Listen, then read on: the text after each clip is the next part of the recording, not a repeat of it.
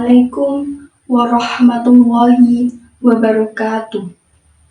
Salam sejahtera bagi kita semua. Om Swastiastu, Namo Buddhaya, dan salam kebajikan. Yang terhormat Ibu Dr. Siti Mutmainah selaku Kepala Puskesmas. Yang terhormat Bapak Ibu petugas kesehatan. Yang terhormat Ketua RT dan RW serta tokoh agama setempat. Dan tak ketinggalan pula para hadirin yang berbahagia.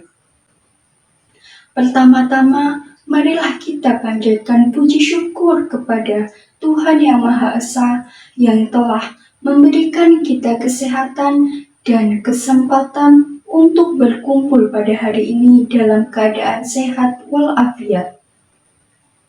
Pada kesempatan kali ini, saya ingin mengajak kita semua untuk menyoroti pentingnya pemenuhan sumber daya manusia dalam intervensi gizi di Indonesia. Sebagai negara dengan jumlah penduduk yang besar, Indonesia memiliki potensi yang luar biasa. Tetapi potensi ini tidak akan bisa kita manfaatkan sepenuhnya jika kualitas kesehatan masyarakat kita, terutama dari segi gizi, masih rendah. Kita semua tahu bahwa gizi adalah fondasi penting untuk kesehatan dan pertumbuhan anak-anak, yang pada akhirnya akan menentukan kualitas hidup masyarakat Indonesia secara keseluruhan. Sumber daya manusia atau SDM merupakan salah satu aset paling berharga bagi sebuah bangsa. SDM yang berkualitas dan baik dapat membawa bangsa mencapai visi dan misinya untuk menjadi bangsa yang maju. SDM yang berdaya saing adalah SDM yang adaptif, inovatif, terampil, sehat, dan memiliki karakter yang kuat. Oleh karena itu, persiapan generasi yang berkualitas harus dimulai sejak dini. Namun demikian, kita juga perlu bercermin pada keadaan saat ini, di mana salah satu persoalan yang perlu menjadi perhatian dalam membentuk generasi yang berkualitas adalah masalah stunting. Di Indonesia, kita masih menghadapi masalah gizi yang cukup serius, seperti stunting, anemia pada ibu hamil, dan bahkan gizi berlebih atau obesitas. Masalah ini bukan hanya berdampak pada kesehatan, tetapi juga pada perkembangan kognitif dan produktivitas masyarakat kita. Lalu apa sih itu stunting?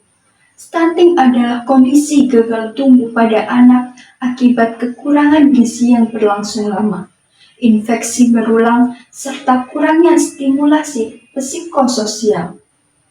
Anak-anak yang mengalami stunting memiliki tinggi badan yang lebih rendah dibandingkan standar usianya dan seringkali menunjukkan perkembangan fisik maupun kognitif yang tertinggal. Kondisi ini terutama terjadi pada periode 1000 hari pertama kehidupan atau HPK, yang dimulai sejak masa kehamilan hingga anak berusia 2 tahun, yang menentukan kualitas kesehatan jangka panjang seorang individu. Menurut data dari Riskesdas, sekitar 30,8% balita di Indonesia mengalami stunting. Angka ini menunjukkan bahwa hampir sepertiga anak-anak kita mengalami gangguan pertumbuhan yang serius. Karena itu, intervensi melalui pemenuhan kebutuhan gizi serta pencegahan dan pengobatan penyakit menjadi fokus upaya penurunan stunting secara terintegrasi. Pemenuhan gizi yang tepat sedini mungkin sangat penting dilakukan untuk mencegah kekurangan gizi dan kelebihan gizi. Dampak jangka panjang dari stunting meliputi rendahnya kecerdasan serta produktivitas yang terbatas di masa dewasa. Hadirin yang terhormat, mengapa sih pemenuhan SDM begitu penting dalam intervensi gizi? karena sumber daya manusia adalah ujung tombak dalam pelaksanaan program. Kita perlu sumber daya manusia yang berkualitas dalam intervensi gizi. Dan di sini saya ingin menyoroti 3 alasan utama mengapa SDM yang memadai sangat dibutuhkan. Yang pertama yaitu masalah gizi yang sangat kompleks.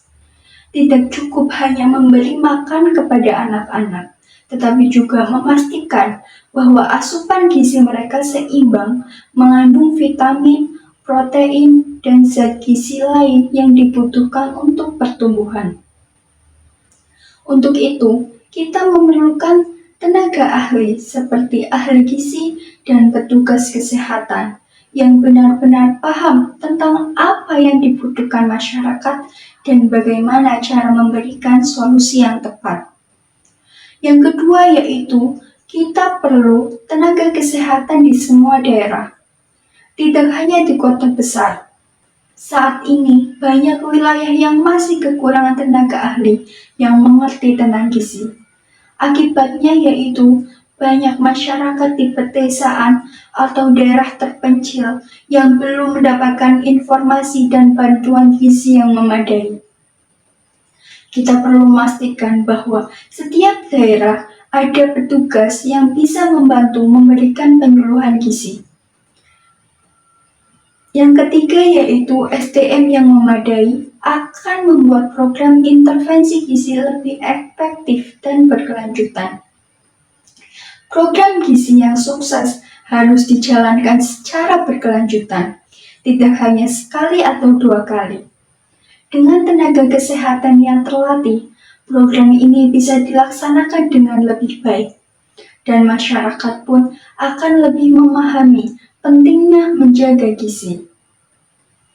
Hadirin yang terhormat, lalu apa saja yang perlu kita lakukan untuk memastikan pemenuhan SDM dalam intervensi gizi, terutama masalah stunting? Kita bersama-sama dapat mencegah stunting dengan beberapa cara. Yang pertama yaitu nutrisi ibu hamil. Ibu hamil perlu mendapatkan asupan makanan yang bergizi dan seimbang. Program pemberian suplemen tambah darah seperti tablet tambah darah sangat penting untuk dijalankan dengan baik. Nutrisi yang baik selama kehamilan memastikan janin mendapatkan gizi yang diperlukan untuk tumbuh optimal. Yang kedua yaitu ASI eksklusif. ASI adalah sumber gizi terbaik untuk bayi, membantu pertumbuhan dan perkembangan yang optimal. Yang ketiga yaitu makanan pendamping ASI atau MPASI. Setelah 6 bulan, ASI tetap diberikan bersama makanan pendamping ASI atau MPASI. Ibu perlu diajarkan cara menyiapkan dan memberikan MPASI yang benar agar anak mendapatkan gizi yang seimbang. Yang keempat yaitu edukasi dan konseling. Dengan memberikan pengetahuan kepada ibu-ibu tentang pentingnya gizi dan cara memberikan makanan yang benar, orang tua perlu dibekali pengetahuan tentang cara mencegah stunting dan pentingnya gizi seimbang.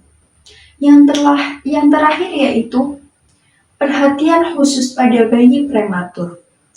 Bayi yang lahir prematur memerlukan penanganan khusus dan rujukan ke layanan kesehatan yang memadai.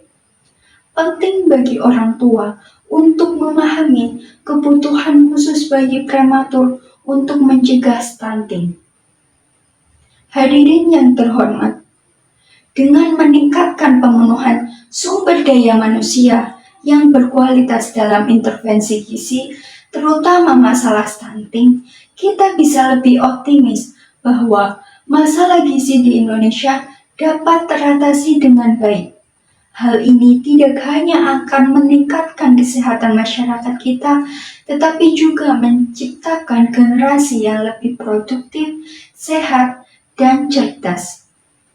Semoga pidato ini dapat menginspirasi kita semua untuk mewujudkan Indonesia yang lebih sehat dan kuat melalui pemenuhan gizi yang baik. Mari kita mulai dari hal-hal kecil dan bersama-sama kita bangun masyarakat yang lebih baik. Sekian pidato dari saya, kurang lebihnya mohon maaf. Terima kasih atas perhatian Bapak dan Ibu dan hadirin sekalian. Wassalamualaikum warahmatullahi wabarakatuh.